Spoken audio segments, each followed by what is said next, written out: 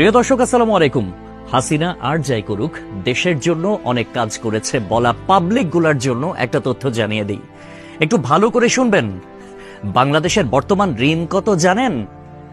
99.3 billion মার্কিন dollar. I repeat, 99.3 billion মার্কিন dollar. আর গত বছরে পাচার হয়েছে কত জানেন? 94 বিলিয়ন মার্কিন ডলার।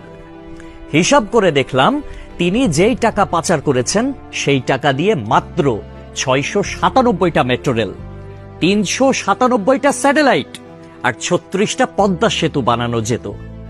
একটা 1000 টাকার নোটের ডাইমেনশন কি, সেটা নিয়ে না হয় অন্য এক সময় আলাপ করা যাবে। ধরুন 11 লক্ষ কোটি টাকা। 1000 টাকার নোট দিয়ে একটার উপর একটা রাখলে এর উচ্চতা কত হবে জানেন? 2750